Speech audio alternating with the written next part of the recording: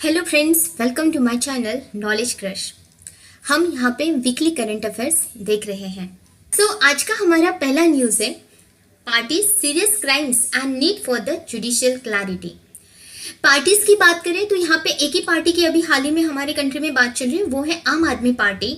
और उनके यदि क्राइम की हम बात करते हैं तो जो मनी लॉन्ड्रिंग उन्होंने की है या जो मनी से रिलेटेड क्राइम वहां पे हुआ है उसे हम क्राइम वर्ड यूज करेंगे, क्योंकि वो जो क्राइम है वो हम पीएमएलए के अंदर देखेंगे। और पीएमएलए मीन्स क्या है? Prevention of money laundering act. Okay, so इस क्राइम के लिए दो लोग अरेस्ट हुए थे। एक तो हमारे दिल्ली के farmer deputy chief minister Manish Sisodia, जो कि पिछले साल से ही अरेस्ट थे, जिन्हें हाल ही में अभी बेल मिली है। और सेकंड है दिल्ली के चीफ मिनिस्टर अरविंद केजरीवाल।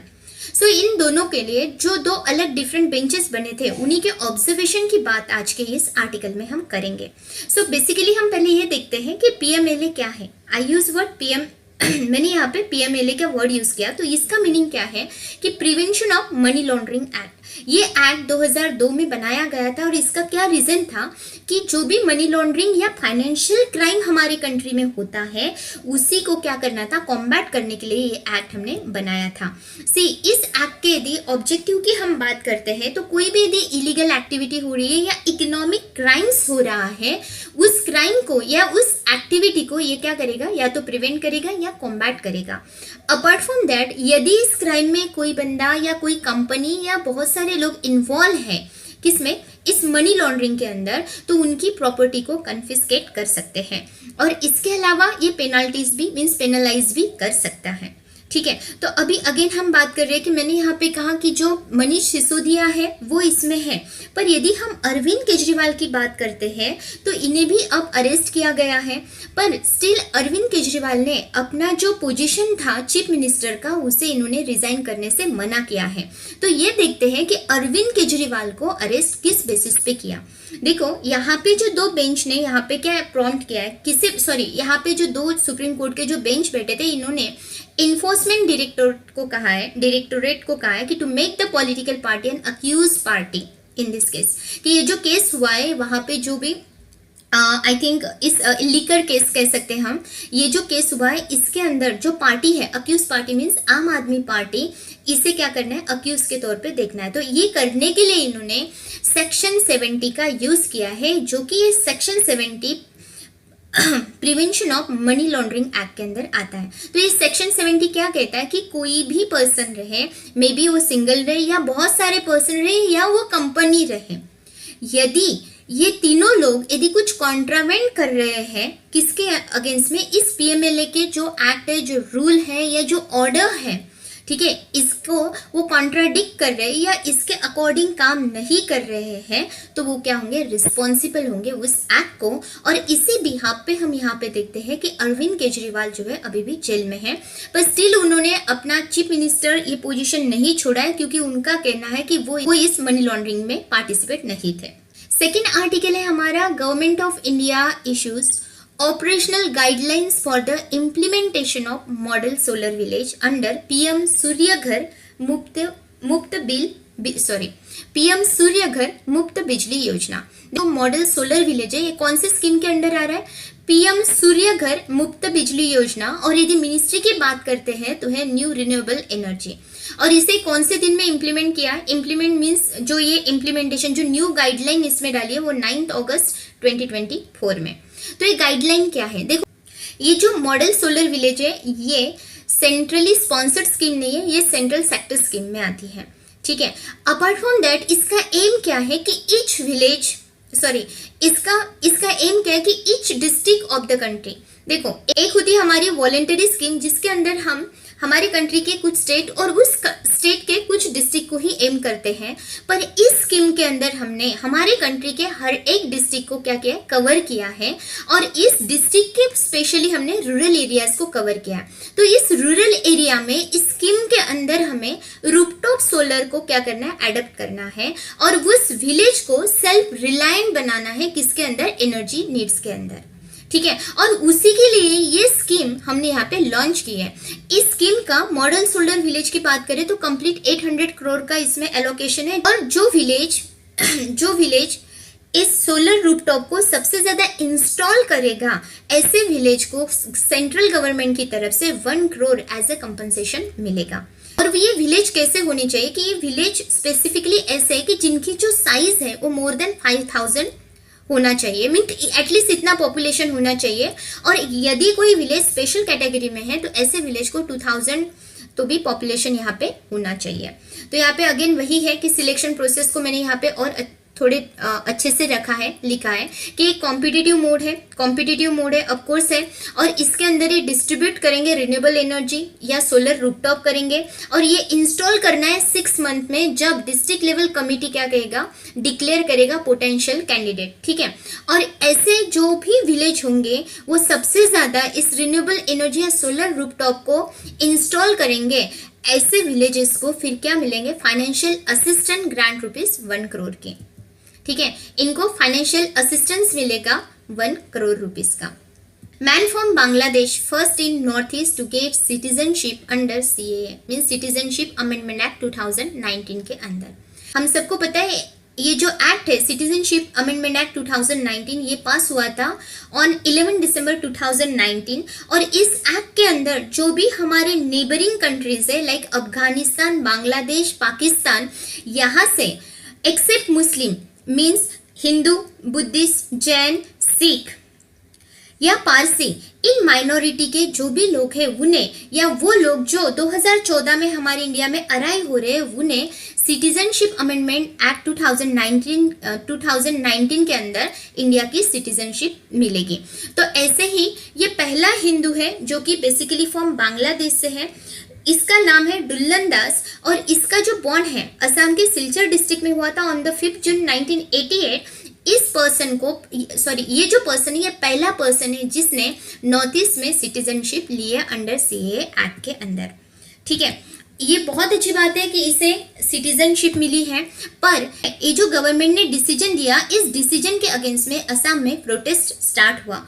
इन लोगों का कहना है कि इस तरीके से यदि नेबरिंग कंट्री के लोगों को हम सिटीजनशिप देंगे तो यहाँ पे क्या होगा कि इनकी जो सोवरेनिटी है, असम के पीपल की जो सोवरेनिटी है, इनकी जो कल्चरल आइडेंटिटी है या इनका जो वे ऑफ लाइफ है, इसमें प्रॉब्लम्स आएंगे। ये प्रोटेस्ट में इन्होंने क्या आर्ग्यू किया कि uncontrolled migration threaten the demographic dominance. पहले ही हम लोग क्या कर रहे हैं, स्पेसिफिकली यदि हम असम साइड की बात करते हैं तो वहाँ पे बहुत ज़्यादा बांग्लादेशी माइग्रेंट्स हैं। तो वहाँ पे हमने 2 चीज़ लाई है, एक तो असम एकॉर्ड लाया है या दूसरा एनआरसी लाया है।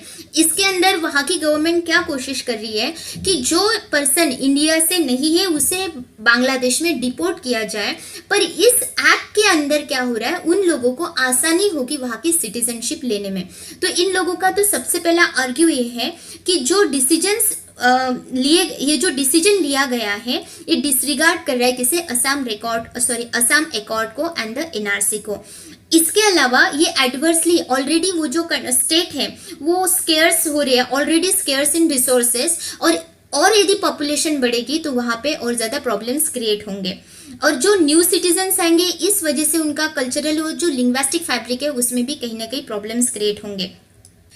थर्ड जो न्यूज़ है हमारी, 3 न्यू वेटलैंड्स जो है रामसर साइट में ऐड किए गए हैं, ठीक है। इन 3 न्यू वेटलैंड का नाम देखें तो एक तो है Nanjarayan bird sanctuary, Kazhuveli bird sanctuary and the Tawa reservoir. Nanjarayan bird sanctuary and the Kazhuveli bird sanctuary ये दोनों तमिलनाडु में है, और यदि तवा रिजर्वायर की बात करें तो ये कहाँ पे, मध्य प्रदेश में है। और इन तीनों को इस रामसर वेटलैंड साइट में हमने हमारा इंडिपेंडेंस डे 15 अगस्त 2024 को रामसर लिस्ट में ऐड किया है। तो ये 3 ऐड होने के बाद एट प्रेजेंट हमारे 85 साइट जो है ये रामसर में आ गए हैं। तो पहला हम बात करते हैं नजरायन, पहली जो बर्ड सेंचुरी है Nanjarayan bird sanctuary which is in Tamil Nadu. देखो यहाँ पे यहाँ पे हम थोड़ा मैप देखते हैं, फिर हम बैक हमारे स्लाइड पे जाएंगे। ये तो पहले तमिलनाडु की कुछ प्रोटेक्टेड एरियाज है, ठीक है। ये प्रोटेक्टेड होना मतलब ये यहाँ पे न्यूली एडेड ये प्रोटेक्टेड एरिया है जिनको प्रोटेक्शन की ज़रूरत है। पर अभी जो 15 अगस्त को जो 2 तमिलनाडु से ऐड हुई है जिसमें से ये पहली है नंजरायन टैंक बर्ड सेंचुरी जो कि एक ही डिस्ट्रिक्ट में है, त्रिपुर डिस्ट्रिक्ट में, और दूसरी जो है कजुवेली बर्ड सेंचुरी जो कि विल्लुपुरम डिस्ट्रिक्ट में है। देखो यदि इनके लोकेशन की बात करें तो ये कजुवेली जो है ये बे ऑफ बंगाल के नजदीक है, तो ये हम समझ सकते हैं कि यहाँ पे ब्रैकिश वाटर हो सकता है। पर यदि नजरायन टैंक की यदि हम यहाँ पे बात करते हैं तो यहाँ पे क्या है, फ्रेश वाटर हमें यहाँ पे मिलेगा।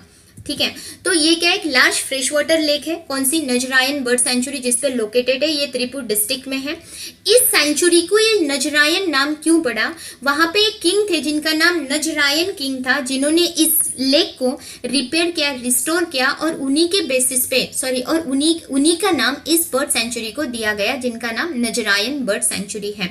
इंपॉर्टेंट वाटर रिसोर्स है ये, या इंपॉर्टेंट वाटर सोर्स है for the agriculture purpose and the ground water recharge के लिए। इसके अलावा इस सेंचुरी में कुछ इंपॉर्टेंट स्पेशीज भी है, species like bird, butterfly, amphibians, reptile, small mammals and plant. इसके अलावा ये फीडिंग ग्राउंड है for the migratory birds like bar headed goose, northern शॉवलर and the spot bill pelican. और ये तमिलनाडु की 17 बर्ड सेंचुरी में से भी एक है। नेक्स्ट जो है वो है काजुवेली बर्ड सेंचुरी जो कि तमिलनाडु में है। अगेन मैंने आपको इसका लोकेशन भी दिखाया है। और ये जो काजुवेली बर्ड सेंचुरी है ये कोरोमंडल कोस्ट में आता है। हम सबको पता है ये जो ईस्टर्न घाट का ये वाला जो एरिया, इसे हम क्या कहते हैं, कोरोमंडल कोस्ट कहते हैं, और वहीं पे ये काजुवेली बर्ड सेंचुरी आती है। अभी मैंने क्या कहा था कि ये बे ऑफ बंगाल से मिलती है, तो ये दो तरीके से इस बे ऑफ बंगाल से मिलती है। एक तो पहला आता है उपुकल्ली क्रीक और दूसरा आता है इडयन थिट्टू इश्चुरी। ठीक है, तो यहाँ पे मैंने देखो प्रैक्टिकली 3 नाम यूज किए, पहला तो एक क्रीक, दूसरी है इश्चुरी और तीसरा है ये लेक। तो इन्हीं 3 के बेसिस पे ना इसको हम 3 ब्रॉड तरीके से इस रीजन को डिवाइड करते हैं। पहला देखो ये इश्चुरी की बात करें तो ये इश्चुरी पार्ट, इश्चुरी में क्या होगा, ब्रैकिश वाटर होगा। दूसरा है उपुकल्ली क्रीक, ऑफकोर्स क्रीक है तो इसके अंदर हमें सी वाटर मिलेगा, और ये जो लेक है इसके अंदर हमें फ्रेश वाटर भी मिलेगा, पर बेसिकली हम इसे ब्रैकिश वाटर शैलो लेक ही कहते हैं। ठीक है, ये लार्जेस्ट वेटलैंड है पेनिनसुलर इंडिया का, ये चीज प्लीज याद रखना।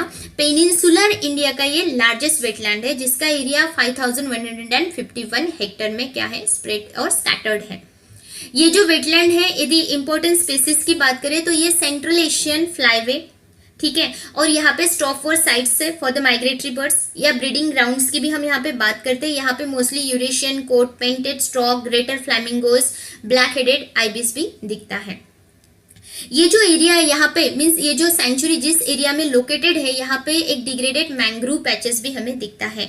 यदि कुछ साल पहले इस एरिया को हम देखें तो ये ट्रॉपिकल ड्राई एवरग्रीन फॉरेस्ट के तौर पे दिखता था, पर अभी ये चीज करंटली प्रेजेंट यहाँ पे नहीं है। अब थर्ड जो रिजर्वायर है वो है तवा रिजर्वायर जो कि मध्य प्रदेश में है। ठीक है, तवा रिजर्वायर मध्य प्रदेश, पहले मैं बताती हूँ ये कौन से कन्फ्लुएंस पे मिलता है, Tawa and the Denwa river. Just a minute, देखो ये है हमारी नर्मदा रिवर। नर्मदा रिवर की ये लेफ्ट बैंक ट्रिब्यूटरीज है और ये राइट बैंक ट्रिब्यूटरीज है, और यहीं पे ये तवा एंड द देनवा, ये दो आपको ट्रिब्यूटरीज दिख रही है किसकी, नर्मदा की। और इसी कन्फ्लुएंस पे जो हमें यहाँ पे ये रिजर्वायर दिख रहा है जिसको हम क्या कहते हैं, तवा रिजर्वायर। आपको ये पता चला कि तवा and the Denwa river in दोनों के कन्फ्लुएंस पे रिजर्वायर है। वैसे देखा जाए तो ये रिजर्वायर जो है ना सातपुरा टाइगर रिजर्व के अंदर ही पड़ता है। इस रिजर्वायर के वेस्टर्न साइड में या वेस्टर्न बाउंड्री में हमें सातपुरा नेशनल पार्क या बोरी वाइल्ड लाइफ सेंचुरी भी दिखती है। ये जो रिजर्वायर है तवा रिजर्वायर, ये 78 में क्या हुआ था, इसका वर्क 1978 में कंप्लीट हुआ था। ये रिजर्वायर 20,500 हेक्टेयर में है। अपार्ट फ्रॉम यहाँ पे कैचमेंट एरिया जो है इतना यहाँ पे दिखता है। और ये जो तवा रिजर्वायर तवा रिवर पे है मेनली यदि बात करें तो तवा रिवर की जो ट्रिब्यूटरीज है वो है मलानी, सोनभद्रा एंड द नगद्वारी। ठीक है, पर ये किसकी ट्रिब्यूटरीज है, तवा की, और तवा किसकी ट्रिब्यूटरी है, हमारी नर्मदा की। इंपॉर्टेंट स्पीसीज की यदि बात करें तो ये प्रिजर्विंग करता है aquatic and the terrestrial flora and the fauna. ठीक है, specially bird and wild animals. ये यहाँ पे आपको दिख रहा है ये तवा। ठीक है, ये तवा आ गई और ये रिवर, और ये किसकी ट्रिब्यूटरीज है, आपकी नर्मदा की। ये थोड़ा हम देखते हैं नेक्स्ट स्लाइड में इस रिवर को। देखो यहाँ पे मैं किसकी बात कर रही हूँ, तवा रिवर की। तो ये जो है नर्मदा रिवर की सबसे लॉन्गेस्ट ट्रिब्यूटरी है जो 172 किलोमीटर इन लेंथ में है। ठीक है, और ये इसका ओरिजिन कहाँ से है, महादेव हिल से। देखो यहाँ पे ये बता रही हूँ मैं, यहाँ पे हम थोड़ा सा यदि ओवरव्यू दे इस फिजिकल मैप का, तो ये महाराष्ट्र, छत्तीसगढ़, मध्य प्रदेश एंड गुजरात, इस एरिया में हमें क्या दिखता है, नर्मदा रिवर और उसकी सारी बैंक्स इस एरिया में हमें यहाँ पे दिखती है। नर्मदा रिवर का ओरिजिन कहाँ से हो रहा है, अमरकंटक से, अमरकंटक से। ये रिवर यहाँ से बहते हुए यहाँ पे क्रिक में जा रही है, या कह सकते हैं गल्फ ऑफ कंबात में जा रही है। यहाँ पे क्या हमारा अरेबियन सी है, एंड मीनवाइल इसकी ये right hand and the left hand tributaries यहाँ पे दिखती है। यदि तवा और देनवाई की यदि बात करें तो इनका ओरिजिन कहाँ से है, यहाँ पे महादेव हिल से है। ठीक है, ये हमारी विंध्य रेंजेस है, ये हमारी सातपुरा रेंजेस है। यहाँ पे नर्मदा है और यहाँ पे कौन सी रिवर होगी, तापी रिवर होगी। ठीक है, यहाँ पे कंफ्यूज मत होना, ये सातपुरा है और ये सातमाला है। ठीक है, सातमाला मीन 7 डिफरेंट यहाँ पे स्मॉल रेंजेस है यदि सातपुरा से हम इसे कंपेयर करते हैं तो। ठीक है, तो यहाँ पे ये महादेव हिल से यहाँ पे तवा एंड देनवाई ये दोनों एक कन्फ्लुएंस होता है। यहाँ पे हमें तवा रिजर्वायर मिलता है जो अभी रामसर साइट में यहाँ पे है। सैटेलाइट लॉन्च व्हीकल जो है ये डेवलप किसने किया है, इसरो ने किया था। और ये जैसे ही डेवलप हुआ, जैसे कि ये इसका डेवलपमेंट क्या, ये प्रोजेक्ट क्या हुआ, कंप्लीट हुआ, तो अब हम इमर्ज हुए global small satellite launch service market में। ये जो लॉन्च है सक्सेसफुली हुआ था कब, 16 अगस्त 2024 में। किसका, स्मॉल सैटेलाइट लॉन्च व्हीकल का। ठीक है, और ये कमर्शियल डेवलपमेंट SSLV किसके थ्रू की, हमने new space India limited and the private companies के तौर पे।